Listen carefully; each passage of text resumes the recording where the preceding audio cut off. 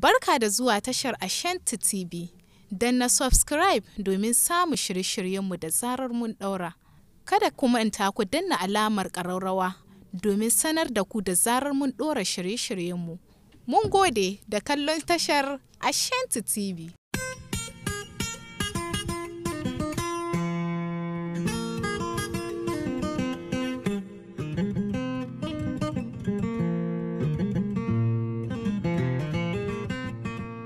Masu saurare, Assalamu alaikum. Barkanku da yau, barkanmu da sake kasancewa tare da ku a cikin wannan shirin na taskar marubuta. Daga nan sashen Hausa na gidan rediyon Virgin FM. Shiri ne da muka keɓe domin karanto muku littattafai, kuma shiri ne da ke zo muku daga Litinin zuwa Juma'a.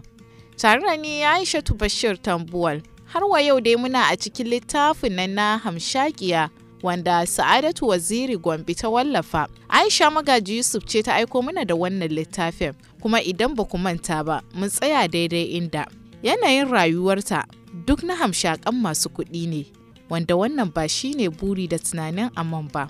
Yanzu kuma littafin zai ci gaba.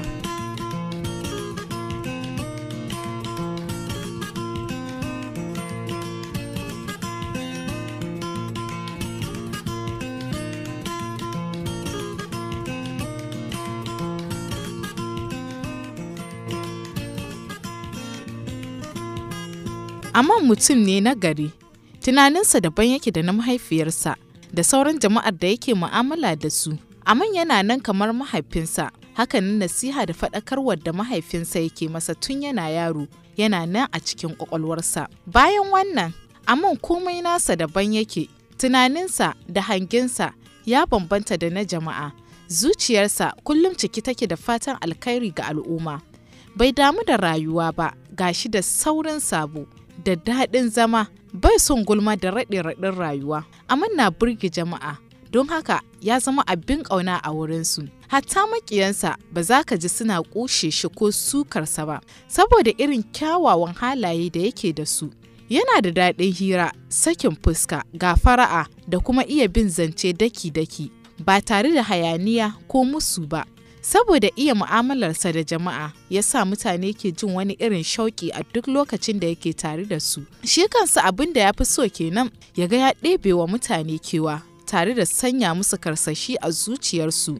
Aman yana da wata halayya ta rashin riƙe mutum a zuciya, ga haɗe fushi ba tare da ya bari fuskarsa ta nuna ba. Duk yadda ka kai ga ɓata masa rai, ba za ka ga ɓacin ransa ba. Sai dai ya yi murmushi ya nuna sam abin bai dame shi ba. Saurayi ne matashi ɗan kimanin shekara 25 a halin yanzu. Dogo ne mai matsakaicin ƙiba. Haskensa ba tas ba ne, sai dai ba za ka kira shi baƙi ba.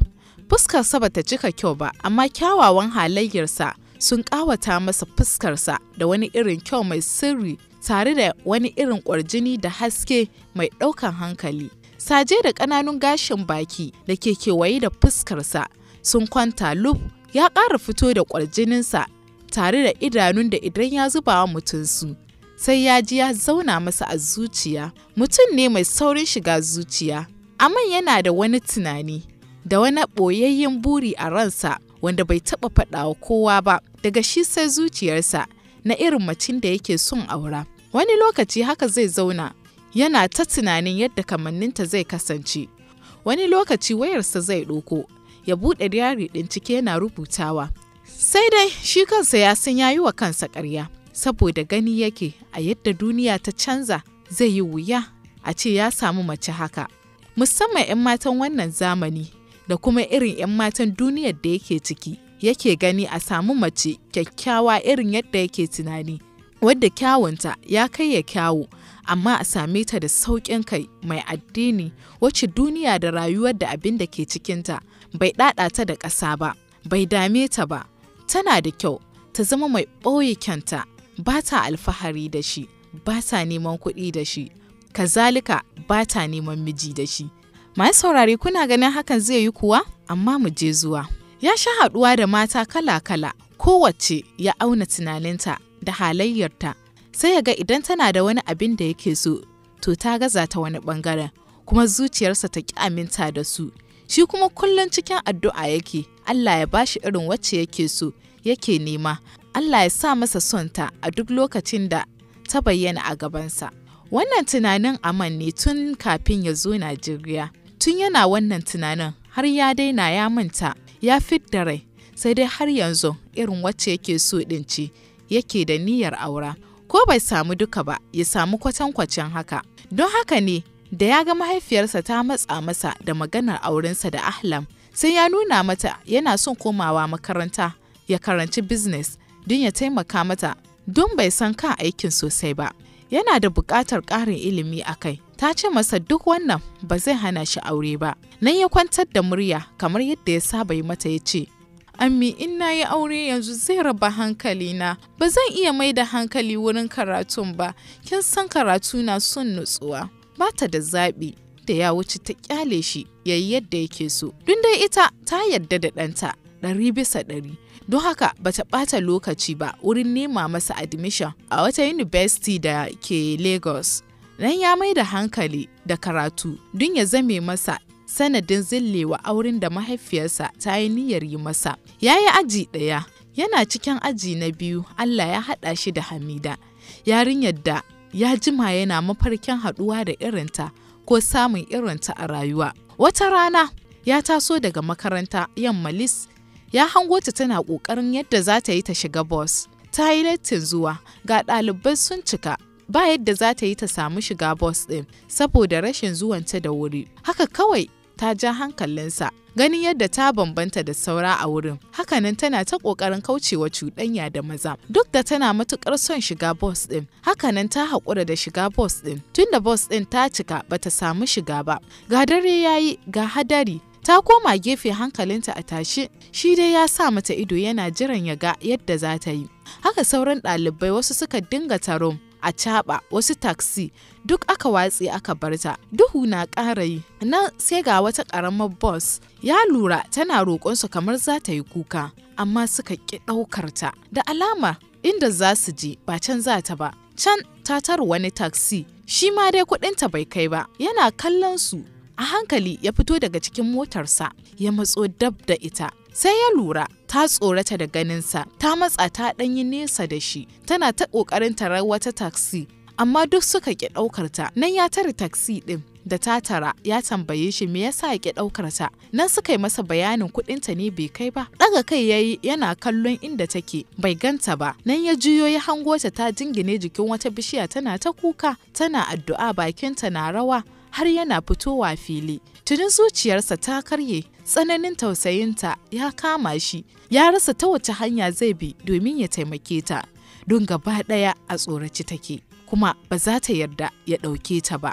Ga dare yana yi, ga ruwa, komai na iya faruwa da ita a irin gari na Lagos. Nan take sai wata dabara ta faɗo masa, ya shiga motarsa, ya ɗan yi gaba. A nan ya tara wani ɗan taksi wanda yake Bahaushe ne kuma ya aminta da shi, ya ba shi kuɗi masu ɗan yawa ya ce, za ka ga yarinya can gindin bishiya, za ta tare ka, sai ka tsaya duk inda za ta je ka kai ta, ka karɓi iya daidai kuɗinta, in ta ce nawa za ka kai ta, ka ce nawa za ta biya, in ta faɗa sai ka ɗauke ta ka ce mata don za ka je ta wurin ne kai mata sauƙi. Da wannan suka rabu da ɗan taksi ɗin. Yadda Aman ya ce haka suka yi, yana hango ta tana murmushi tare da alamar godiya, tana sauke ajiyar zuciya, tana share hawaye. Tsananin tausayinta ya ratsa shi, yana gani suka wuce.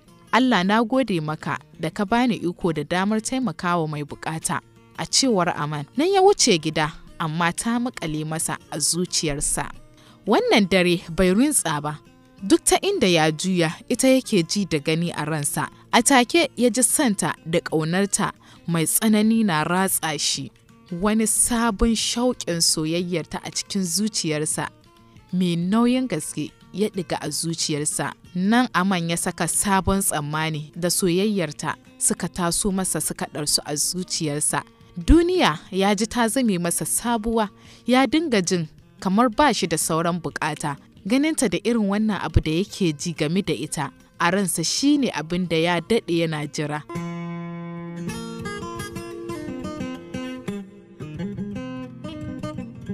To mai saurare, a daidai wannan gabar za mu dakata a cikin wannan littafin na Hamshakiya. A madadin mawalafiyar wannan littafin Sa'adatu Waziri Gombe da wacce ta aiko mana da littafin Aisha Magaji Yusuf, Sanusi Abubakar Zaki tare da taimakawar Muhammad Sani Suleiman Gidan Dare su ne suke tace mana wannan sautin. Sunana Aishatu Bashir Tambuwal nake muku fata alkhairi.